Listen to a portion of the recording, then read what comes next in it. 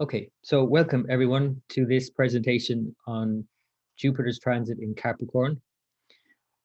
This is a very significant transit, not just because of its transit through the sign, but because what it's doing, what it has done and what it's doing within the sign.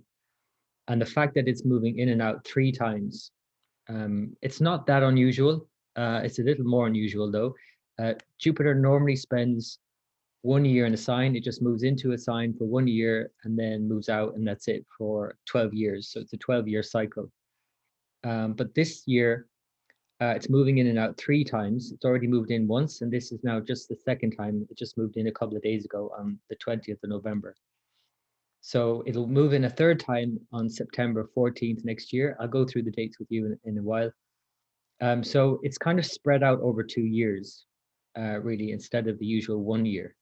So there is a lot of ups and downs because of that, because Jupiter, which is the planet of abundance and benevolence, and it's the great benefic, the great jolly giant, the biggest planet in our solar system. Think of somebody who's big and jolly and wise and comforting, like a wise, like Santa Claus is the most obvious character you can think of, but anybody in your life who's very jolly and upbeat and makes you feel good and comforts you. And so teachers are also like that as well, like especially spiritual teachers, like gurus, they call them in India. And so the most the most of what they bring to us in our life is comfort. And that literally expresses itself through what Jupiter rules in our bodies, even. It rules the fat tissue, and it rules the sweet taste. So when you eat lots of carbs and sweets, nice sugary foods, which give us comfort, it also piles on the pounds, and which is comforting. And it's also protective. That's the other key thing about Jupiter, because Jupiter literally protects us here on Earth by pulling in asteroids that would otherwise hit us here on planet Earth. So it's that kind of benevolent, caring, comforting, guiding light that is Jupiter, the big jolly giant. So it's a very, like I said, benevolent planet. And when it's in Capricorn, things dry up a bit, to say the least. So it's a bit challenging to our sense of comfort. It's a bit challenging to our sense of clarity and purpose and meaning in life. It challenges our faith in life and in the process. And we doubt everything. We doubt everyone. We don't believe anyone. Nothing is sacred anymore. So we don't have any sense of guidance right now. And we have to accept that we're at a low point in terms of not being guided. So that's Jupiter Capricorn, right? So in astrological speak, Jupiter is said to be debilitated in Capricorn at its weakest, at its lowest. And when a planet's debilitated, it's like it's on the ground, it's floored. So it doesn't have a lot of strength, and we need to help it get up off the floor. So it's challenging. So there are many ways we can do that, of course, and it's actually thankfully mitigated enormously by the fact that Jupiter in Capricorn is with Saturn. So Saturn mitigates Jupiter's weakness, and it basically gives us some structure to work with. It gives us some sense of something we can see finally. Because prior to this, and Jupiter now, like I said, has just moved into Capricorn again on the second time. Prior to this, Jupiter has been in Sagittarius. And you might think, oh, that's great. Sagittarius is Jupiter's own sign, and it's all about belief. But the problem is, Jupiter has been with Pluto all year. This is a very unusual transit, because Jupiter and Pluto, so this is two things that are very unusual already in 2020. One is that Jupiter is moving in and out of Capricorn 3 times, not once, but 3 times over 2 years. And then all this year, Jupiter has met with Pluto not once, not twice, but 3 times. And it normally only meets at once. So already we can see that this was always going to be challenging. So Jupiter and Pluto in Sagittarius challenged truth. Again, so we don't know what the truth is anymore. But then it's also strong in Sagittarius, or it was up until a couple of days ago. And Jupiter in Sagittarius is more like, this is my truth. I believe this. It's very subjective in Sagittarius. So it's like, I believe this, and then someone else says, I believe this, which is not what you believe. And people get into all kinds of arguments. So it creates kind of that kind of heated debate sort of scenario. And it's all about debate and conjecture, and everyone has their own beliefs. That's Sagittarius. Now we're going to have to park that because Jupiter is left Sagittarius. It's not going to go back into Sagittarius. It's now like, let's wake up, because Jupiter now is in Capricorn for the next few months until April. It will then move into Aquarius and then back into Capricorn briefly next autumn before moving back into Aquarius and on into Pisces. So basically, we're done with Sagittarius. We're done with the sort of philosophizing about this. It's about waking up, getting real, checking the facts and figures, and following the numbers, following the scientists, which is what Capricorn is all about. So you can see how it doesn't necessarily mean that, you know, when a planet is weak or very strong, that's good or bad. It's depending, it's good or bad for something. Everything is good for something. So we'll talk in this about what Jupiter and Capricorn is good for, actually.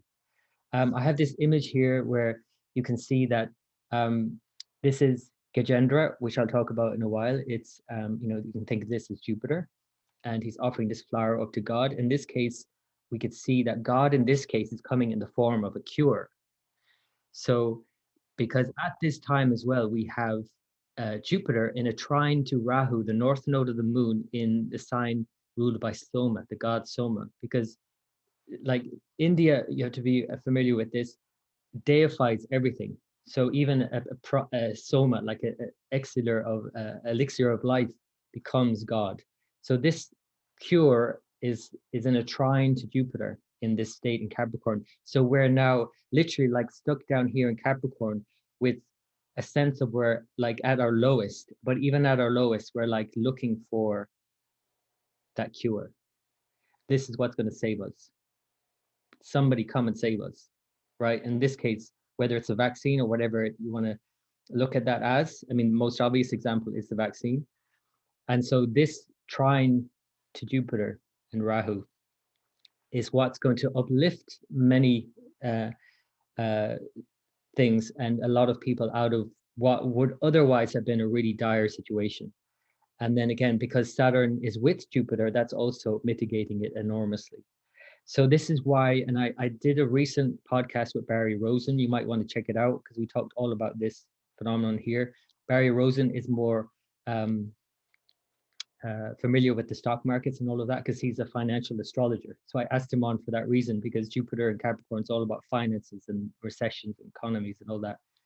But basically his thought about it was, and it just ties in with the astrology, is that the markets may go up, which is what Rahu is going to do here with the cure vaccine coming in. So, but at the same time, Jupiter is still in Capricorn. So this sort of downturn. So the markets may go up, but people are still unemployed. So you've got this kind of two dynamics going on. Jupiter is weak. So that's the reality of the situation, although markets may be improved with Saturn mitigating it and Rahu here in a trine. So anyway, let's move on and talk about some themes. And this term now is being used everywhere I see online, not in astrology, just everywhere, the Great Reset. And basically, we astrologers already have a term for it. It's called the Great Conjunction, and it happens every 20 years. And it's the conjunction of Jupiter and Saturn. And this year, again, another interesting year, it's happening on the solstice on December 21st. So the fact that it's happening at that Saturnian time of year, with Jupiter conjunct Saturn in Saturn sign on the winter solstice, if you're on the northern hemisphere, that is so significant in terms of the Saturn theme playing out more strongly here. Whatever way you want to spin it, Saturn is in charge this year and has been all year. So it's nothing new. It's just that we have now reached the bottom of the pit. And then the only way is up after this, literally. There's no other way out of this. So we are literally at the bottom, and then we start to dig our way out. So that's the good news. Because if you're at the lowest, the only way is up. So there is a new hope born out of realism and something more positive coming out of a difficult situation. That's another way to read Jupiter in weakness, but mitigated by Saturn. So it's getting real and actually doing something about it. Up until now, like I said, it's all about the debate. Everyone has an opinion. Okay, now we have to park those opinions, and this is what's happening. And sometimes Capricorn brings to the fore things that are so challenging that there's no way you could deny it, right? So the other thing about Capricorn, by the way, is restriction, because that's what Saturn's all about. And so that's a more positive attribute in a way, because Jupiter, although normally optimistic and buoyant and expansive and growth in terms of things that we want to grow, that's great. The economy, our hope and optimism. But in terms of what's been happening all year with Jupiter growing the virus, conjunct Pluto all year, that's not so great. So the fact that Jupiter is now moving into a restrictive sign, a containment is possible now in the winter months, and people will be locked down more around the world because it's going to get bad. So there's no other way around it. So you have to deal with the reality, forget about what you believe. This is what's happening. And so then it's dealt with. So you can see how it's a good thing coming out of a bad situation.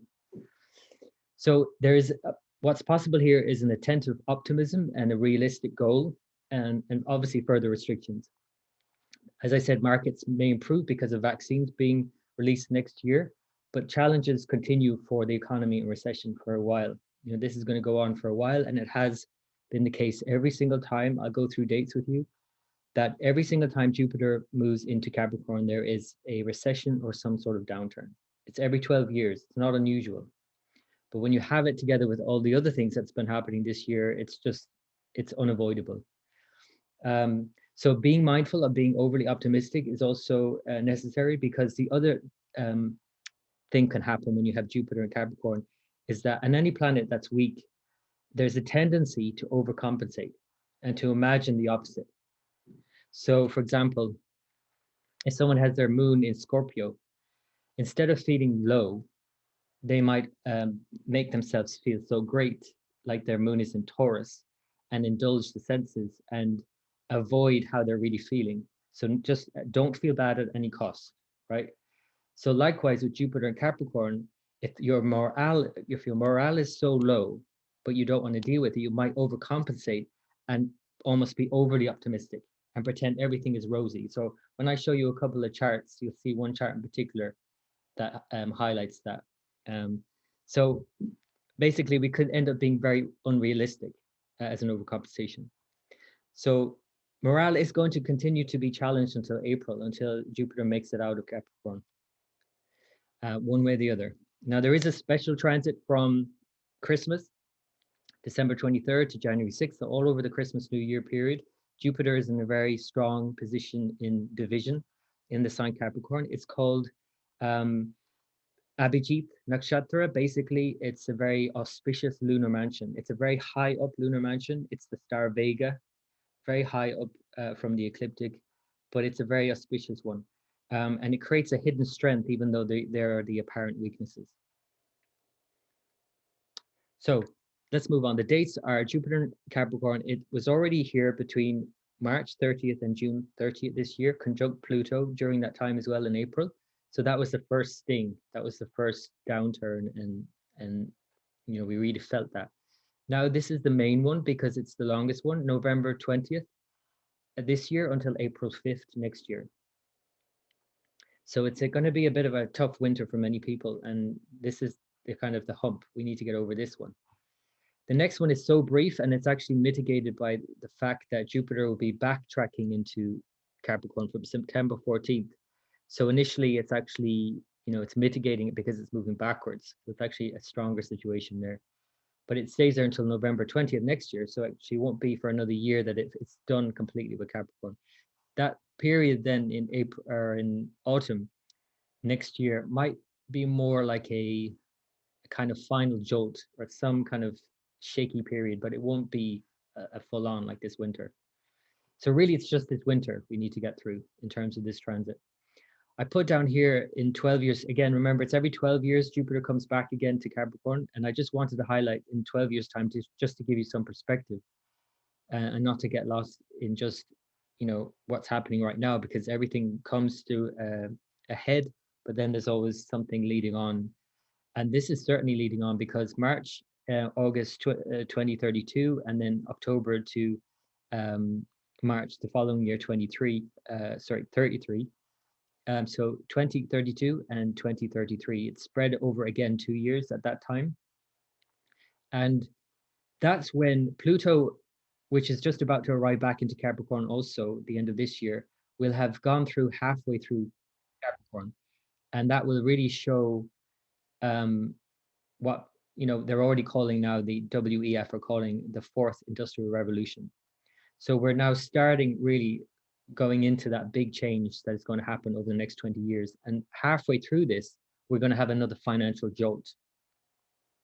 And so by 12 years' time, this financial jolt might be even more significant than what we're having now, because the whole monetary system has to change. And this is just the first shakeup. This is just the first sort of change.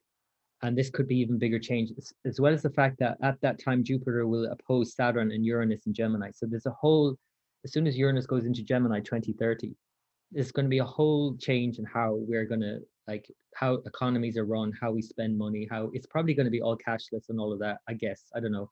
I'm not a financial expert, but I know this change, and even bigger change then than there is now, if you can believe that, financially anyway.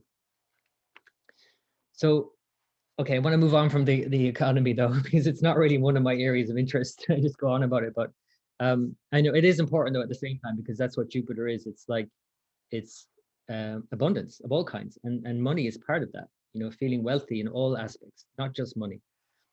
But the other aspect of this, and what it can actually heighten Jupiter in Capricorn, is spirituality.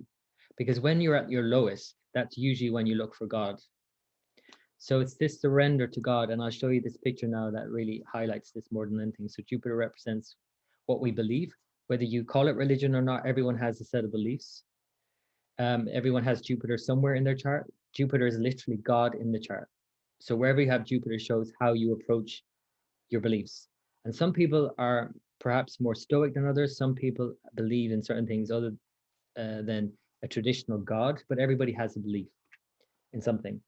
This is just taken from the article I wrote about Jupiter and Capricorn, and this story of Gajendra, which I'll go through now briefly. Jupiter is God in the horoscope. In Sanskrit, Jupiter is named Guru. The Guru is the one who brings us closer to God, of course. So they are that embodiment of that bridge to God.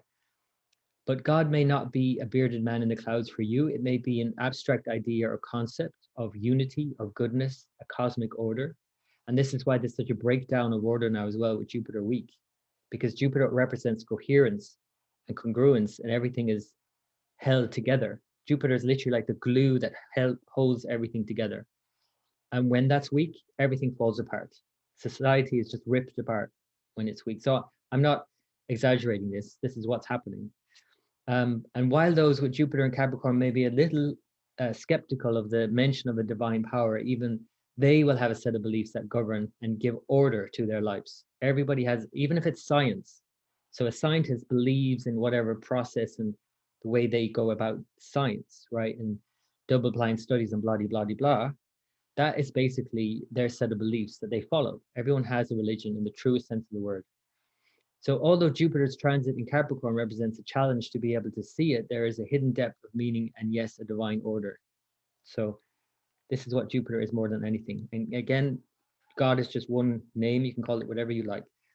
This is the image. This is the image of Jupiter in Capricorn. Jupiter is the elephant, again, the benevolent, that sort of quality of elephants. When you just think about elephants, you just think of some, that kind of very protective as well. If you look at herds of elephants, how they protect each other, even to death. You might have saw that story earlier this year with that calf that fell down the ravine and all the family died trying to save it. Like they will even to their death try and protect others. And that's the strength of Jupiter in Cancer. Jupiter in Cancer is exalted, and Cancer is all about family and community. So, and that's why another reason, by the way, why Jupiter is seen as weak in Capricorn, because Capricorn is about industry and work and government and structures and systems, and it's not about connection to family and something, more meaningful and more emotional. It's very dry. It's a very dry place, but it's also stuck in the mud, literally. Capricorn is where we get lost in the illusion of the world, that we think we need all these things to be happy and money and so on and so on. but then we get lost in it. And so this is the image of Gajendra. This is the crocodile, which is Capricorn, biting its leg, and he's stuck in the mud, basically. He's trapped, but he's also at this time, at his lowest, as we are now, searching for God, and even like lifting his trunk up and offering God a flower, even in his peril. That's what that basically means. When we're at our lowest, we then get on our knees and start praying. But it's only when we're at our lowest, usually. So this is the image of God. This is Vishnu. And this is Garuda. This is Vishnu's mount. So it's half. Oh, there's a couple of people. Let me just pause for a minute. So with the Garuda is half man, half bird. And you'll often see as well, and this is why I use the image of the wings and the like coming to the rescue with the elixir or the cure. You'll often see Garuda as well holding a snake in its beak, and that's also symbolic of removing the toxins and the poisons. And if you do yoga, I don't know if you know that pose, but when you wrap your legs around your one leg around the other, and the arms around each other, and you stand on one leg, Garudasana. That is the same thing. It's a very good pose for concentrating the mind and to lift the mind out of the any sort of when it's very, very down. It really focuses and uplifts the mind. So this image of swooping down, the eagle, it's like half man, half eagle, is very significant as well. Anyway, we could go on all day about that, but let's move on. Now here's a symbol for both Jupiter and Saturn. So if you tilt your head to the right, or sorry, if you tilt your head to the left, you'll see Jupiter symbol. And if you tilt your head to the right, you'll see Saturn symbol. So they're each other's reverse, each other's upside down. So basically, this is why there's a bit of a problem with the two, with Jupiter in Saturn sign, because it kind of reverses all of this sort of the dharma, the righteousness and the goodness of Jupiter. And it just deals with all the practicality and hard work and doubt of Saturn. But it's still part of the journey. Like, for example, for you to have a strong faith, that needs to be tested at times. Doubt is as much part of the process as anything, which is what Saturn is all about. So sometimes we have to doubt, and we're all doubting right now, and that's okay. And when we doubt, we work harder. And when we doubt, we question more. That's true. Saturn also represents those people who are very skeptical and rebellious and don't want to take anyone's word for it and want proof for everything. So they're like the scientists of the world. You're not going to be able to convince a scientist that there's God, for example, right? So God is something you can't prove, right? It's a belief you have. So this is why they don't gel together very well, but you can work them together. You can certainly work them together. So Jupiter and Saturn, Jupiter and Capricorn is a reality check for the planet of faith and magic. Magic is another good word to use for Jupiter. Again, think of Santa Claus. We are challenged to remain buoyant in the face of the scientific rigors and skepticism of Capricorn. So this is a problem for Jupiter. Jupiter is a belief in something you cannot see, which means you shouldn't have to double blind study it. It has to be just like you believe it. You don't need the proof. Although Jupiter's debilitation in Capricorn is mitigated due to Saturn's presence, which can lead to a desire for something more wondrous and awe-inspiring, the wish for the same may be challenged in the face of cold, hard facts. So in other words, if you're like, oh, this is the danger here, right? Over the winter. Oh, everything's fine. Everything's fine. Everything's going to work out. And then, yeah, you actually are not looking at the facts and figures, which tell a different story. And if you were to do that, you might find it hard to believe that optimistic notion. So then, therefore, there's a balance, obviously, to get right here. That we can't lose ourselves in this sort of this low point. We need faith. We need to keep the faith, but at the same time, we need to be real. So here are some historic transits of Jupiter and Capricorn. Going all the way back to 1914, that's as far as I went back. But you'll see every 12 years there's a theme. And okay, I picked out certain themes. You could say that, I could have picked out lots more. There's always lots going on every year with different transits. But Jupiter in Capricorn, 1914 was World War I. 1926 was very high unemployment rate. 1937, 38, that was over a 2-year span. The Hindenburg disaster is one I picked out because just think of that, the symbolism of that, of this huge, giant gas-filled whatever balloon that was flying and then exploded, right? Germany begins persecution of Jews. That's all about, faith is that, religion would be certainly hampered with Jupiter. Jupiter is God, remember. There was a severe recession, 37, 38. And that story of the War of the Worlds broadcast was fascinating because Jupiter also represents the ability to listen, to really hear someone. And the fact that when Jupiter was in Capricorn and that broadcast went out of War of the Worlds and people thought, they were being attacked. I don't know if you know that story, but basically people were listening to the radio and it was a work of fiction and they thought it was real. So there's that kind of theme again with Jupiter not knowing what's real and what's unreal, what's true. 1949, People's Republic of China was founded. So the chart of China has the sign Capricorn rising. So they are a communist country. Capricorn is very much about communism, socialism. Apartheid in South Africa, there was a Cold War. 1961, 62, although that was the last time Jupiter and Saturn were together in Capricorn as they are now. Pluto wasn't with them then, so that actually was financially a good time. Although there was also the Berlin Wall. They built the Berlin Wall, and also there was the first man in space, so there was this kind of breaking of boundaries in that sense. 73, there was a big recession in 73. 85 was a famine, and Live Aid was a big thing in 85. I'm going to go through Princess Diana's chart because she's up in the news again with the release of that new series on Netflix, The Crown, and her part in that, and it's all being dredged up again. I'm going to show you why that is. She died in 1997. 2008, the last time, 2009, there was a recession again. That was the last time they were here. And now again, 2020 and 21. Again, another recession, and this time also a pandemic. So they're not easy events.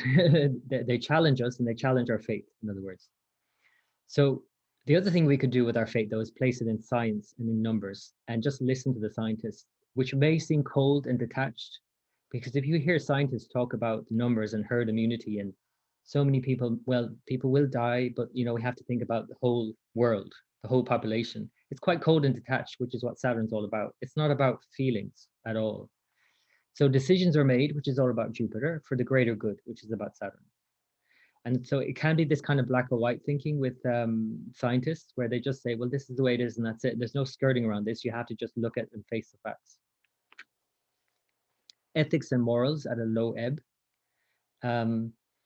but more interest in spirituality, because when things fall apart, when the fabric of society is crumbling, literally when Jupiter is weak and people are behaving unethically and immorally, which is possible with Jupiter in Capricorn, then people have no choice but to move to spirituality, really.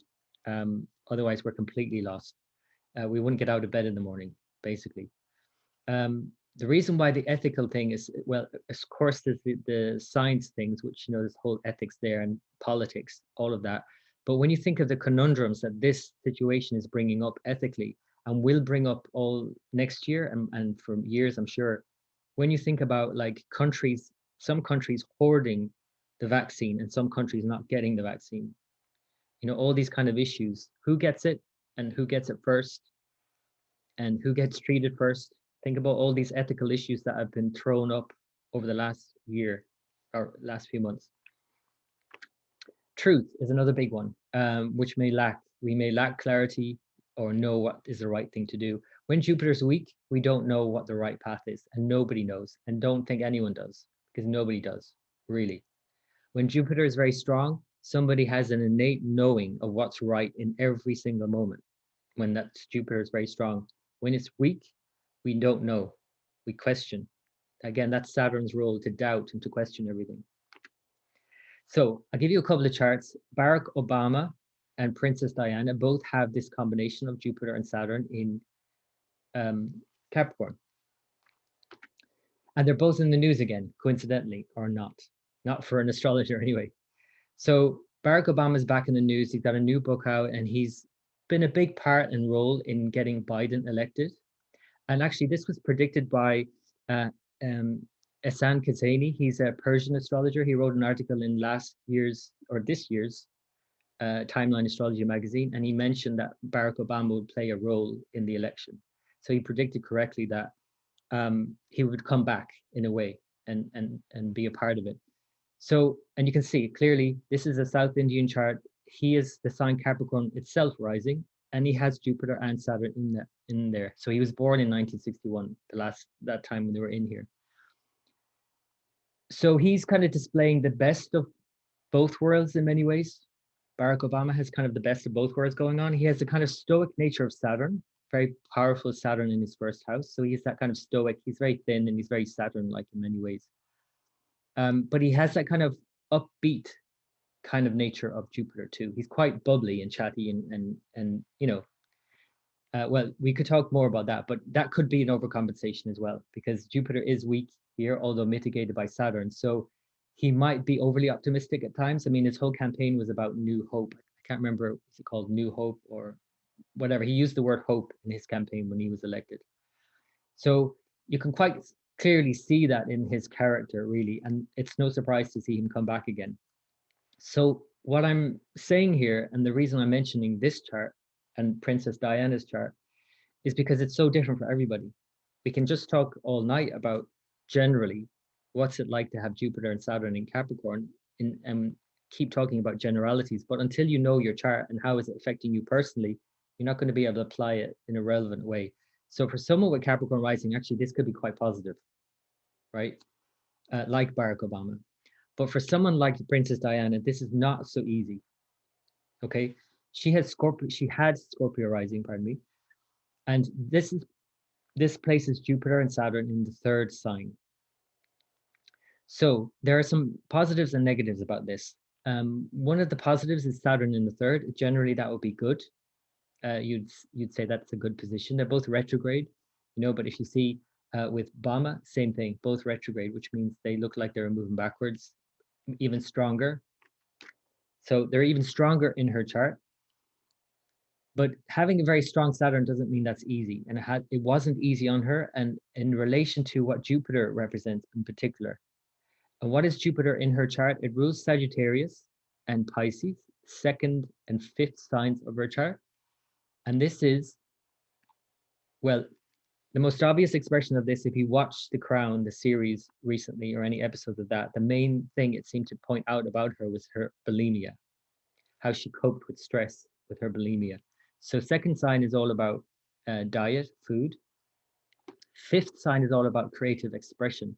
And so she loved to dance, and that was her way of releasing her stress, of her expressing herself. Because the other thing about having Jupiter and Saturn in the third house is literally your self-expression, your self-will, and literally your arms and hands. If somebody communicates a lot with their hands, gesticulates a lot, they have Jupiter in the third, likely.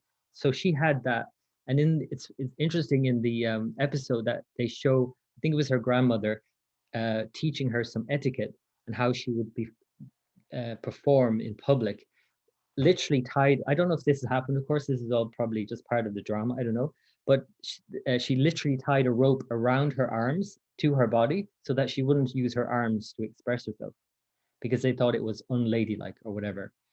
So you can see that this is a kind of expression of Jupiter, third house, all about creative self-expression, being tied by Saturn, literally in her chart. So you can see how in her chart it would have been more challenging for sure.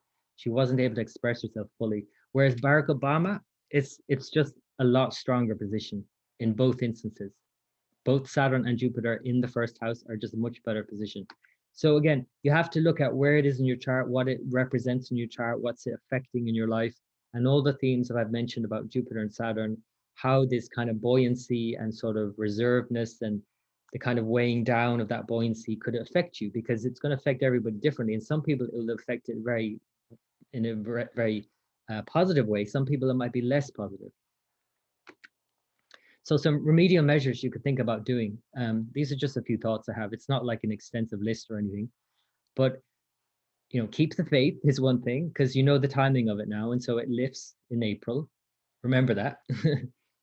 Accepting that doubt is an important part of achieving a goal, and maybe this is a good time to actually think about your goals. Capricorn is literally symbolized by a goat climbing up the mountain, getting to the top. So it's about having a goal also. Um, so it makes us work harder at least. Give, give, give. Charity is one of the best things you can do for Jupiter, because think about Santa Claus, right? If you can give, I mean, that's one of the best things for you, to help yourself out as well as other people, to uplift yourself. I'm right here. Wear bright yellow and gold. These are all colors of Jupiter to lighten the mood, because it's dark in winter here. Avoid too many dark colors for sure if you're on the northern hemisphere and you're in the deep dark winter, because that's all Saturn. And the only time you need to accentuate Saturn is if you want to put up that boundary.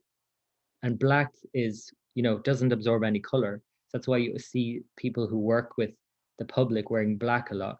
They need that boundary energetically. You don't necessarily need to be putting that boundary up.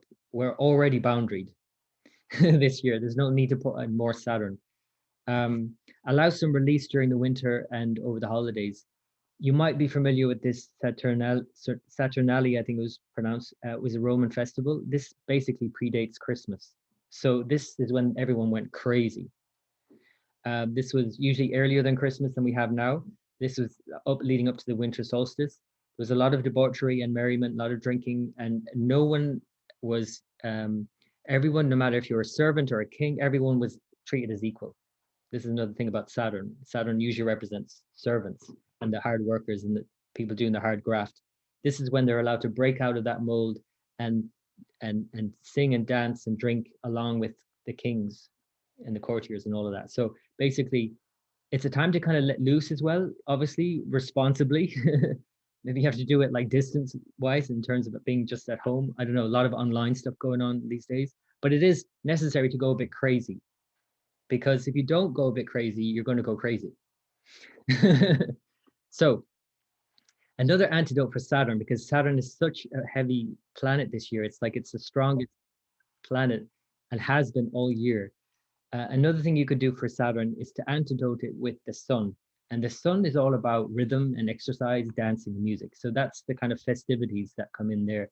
And that's why Christmas time is such a great time to music, dance, have some fun. If you didn't do that, then it just becomes quite bleak. So that's another thing, antidote Saturn. At the same time, we really do need a more stoic nature, because, and I wrote here some mental accounting, which basically just means that we need to kind of rethink our priorities, basically, and rethink how we approach things, even if it's challenging. You can always kind of reframe it in your mind. New Age Jupiter kind of thinking must bow to Stoic Saturn. So Jupiter is more like a New Age philosophy, and Saturn more Stoic philosophy. So Saturn has the upper hand this winter for sure. And so instead of thinking about what you can get from Santa Claus, this is a bit glib, but maybe think about what you can give up more so. Because that's what Saturn wants you to do. Saturn wants you to give something up, simplify your life. Saturn remedies in itself, although I don't think it's necessarily helpful to actually just think all about Saturn, because Saturn is already to the forefront. We're all dealing with Saturn all year. So you don't need to accentuate it so much, but you do need to kind of give Saturn a nod, and paying attention to that is important, while antidoting it with the sun and more exercise and dance and music, right? But you could do things like fasting on Saturdays if you find it hard to be, able to let go of things. Meditation is very good for Saturn. It just allows you to live more like that monk, like we're all been asked to live these days. So it's helpful if you get into that kind of mode more and more. But if you find like you're doing that too much, because there's already enough Saturn around, we're already forced to live like monks in isolation, then again, antidote that with the opposite, which is the sun. So even though I'm saying Jupiter is in many ways opposite to Saturn, Jupiter is like expansive and growth. Saturn is restriction and isolation and lockdown. The sun in many ways is opposite to Saturn because it's light, whereas Saturn is out there in the dark. So Jupiter and sun are the things you want to accentuate more so. with this Saturn type of year. So that's it, really. I just want to mention that the Timeline Astrology magazine, which goes along all this theme of this kind of stark year, but I purposely put a yellow cover on it with the Jupiter. Jupiter again is that kind of buoyancy, and we need that kind of upliftment, even though things are falling apart in many ways. We need to acknowledge that, and we need to be more stoic and all of that, but we also need to keep the faith, as I keep saying. So the magazine will be out for patrons next month, and then in the new year for everyone else, if you'd like to read that online. So yeah, that's all I have to say, is keep the faith. That's the main point. Keep the faith. It's all going to work its way out. By April, things are going to lift enormously. And remember that. And if you'd like to learn more about me and my astrology, I do daily reports. If you want to become a patron, it's patreon.com/timeline astrology. And thank you for listening, everyone. And if for those that are here live, I'll take some questions if you have any questions.